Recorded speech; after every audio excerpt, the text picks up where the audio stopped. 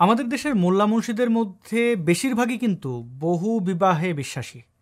তারা মনে করে তাদের নবী অনেকগুলো বিয়ে করেছে এবং তাদেরকেও অনেকগুলো বিয়ে করতে হবে। যেহেতু মোহাম্মদ তাঁর উম্মতদের জন্য 4টা পর্যন্ত লিমিট করে গেছে, 4টা মানে 4টা বিয়ের পরে আর করতে পারবেন না এমন না।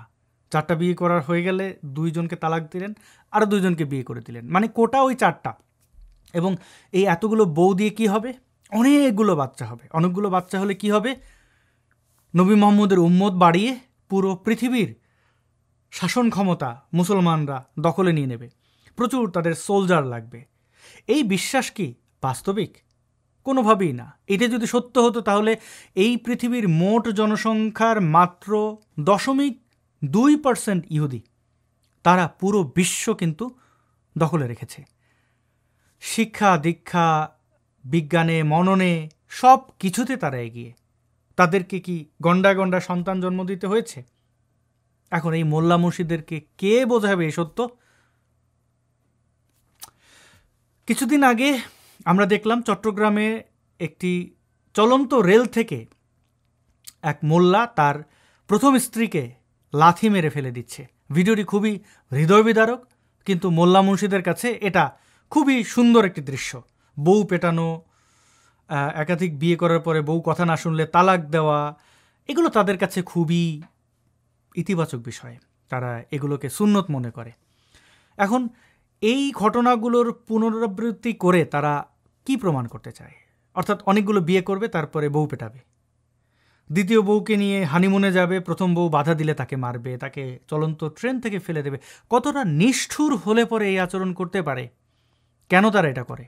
ওই যে বললাম, তারা বিশ্বাস করে এটা ঠিক, এই কাজটা করা উচিত। অর্থাৎ নারীরা হচ্ছে বস্তু, ফার্নিচারের মতো, তাদেরকে যেমন খুশি তেমন ভোগ করবে। কোরআনে তো লেখাই আছে নারীরা হচ্ছে শস্যক্ষেত্র, মুমিনরা সেই শস্যক্ষেত্রে যেমন খুশি তেমন চাষাবাদ করবে। নারীদের মানে যৌনকর্ম করার ক্ষেত্রে কোনো বাধা দেওয়ার ক্ষমতা নাই, কোনো অনুমতি তাদের দেওয়া হয় না ইসলামিক লতে।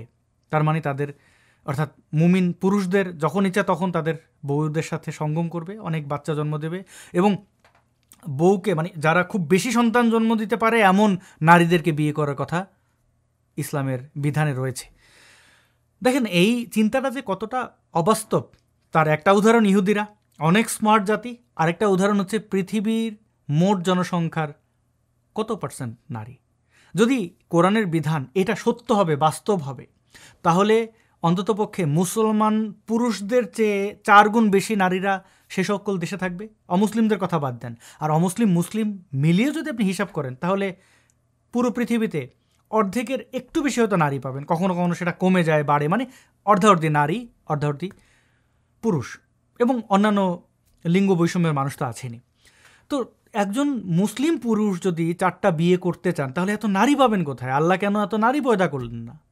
কে বোঝাবে এই বেসিক ম্যাথ? যদিও মোল্লা মুন্সিদের এই যে পিছিয়ে পড়া, অর্থাৎ মাদ্রাসার কুশিক্ষার কারণে তারা এই সহজ অঙ্কটুকু করতে পারে না। বাংলাদেশের কথা চিন্তা করেন, তারা যদি মনে করে 4টা করে একজন মুসলমান বিয়ে করবে, নারী পাবে কোথায়? এটা তো একজনের বউ আরেকজনের ভাগিয়ে নেওয়া শুরু করবে। বা বিয়ে করলো, 2 মাস হলো, তারপর তালাক দিয়ে আরেক ভাইয়ের কাছে দিয়ে দিল। মানে এরা কতটা বর্বর! মানে এদের ব্যাপারে খুব বেশি কিছু বলার নেই। তাদের এই উদাহরণগুলো যে দিলাম, অর্থাৎ ইহুদিদের উদাহরণ এবং জনসংখ্যার উদাহরণ, যদি তারা ন্যূনতম বিবেকবোধ তাদের থাকে, তারা যদি চিন্তা করতে চায় তাহলে যেন তারা চিন্তা করে এবং এরকম অমানবিক কাজ থেকে যেন তারা সরে আসে। একজন নারীর সাথে এই আচরণটা, আমি জানি না এরা মায়ের পেটে জন্মেছে কিনা। আপনারা দেখেছেন বইমেলায় তারা স্যানিটারি নেপকিনের বিরুদ্ধে দাঁড়াচ্ছে। মানে তারা তেনার যুগে ফিরে যেতে চায়, তেনার আশীর্বাদে তারা পৃথিবীকে আলোকিত করতে চায়। অথচ এই নারীর জরায়ু, কি বলি, কাদেরকে বলি, এই পিরিয়ড বা এই যে ঋতুস্রাব না হলে এদের তো জন্মই হতো না। এরা কোন মায়ের সন্তান? তাদের মায়ের মাসিক হয় না? তাদের মা এই যে মাসিকে বা এই পিরিয়ডের যে ব্লাড, এটাকে কি করে? নাকি তারা মনে করে যে এই স্যানিটারি নেপকিনের মধ্যে এরকম লা ইলাহা ইল্লাল্লাহু মুহাম্মাদুর রাসূলুল্লাহ লেখা আছে, যেটা নারীদের জননাঙ্গে লাগলেই আল্লাহ নবী অপবিত্র হয়ে যাবে? মনেটা করে কি তারা? কেন এরকম নারীদের প্রতি বিদ্বেষ? কেন নারীদেরকে বস্তাবন্দি করে রাখতে চায়? কেন নারীদেরকে মানুষ মনে করে না, কেন নারীদেরকে বস্তু মনে করে?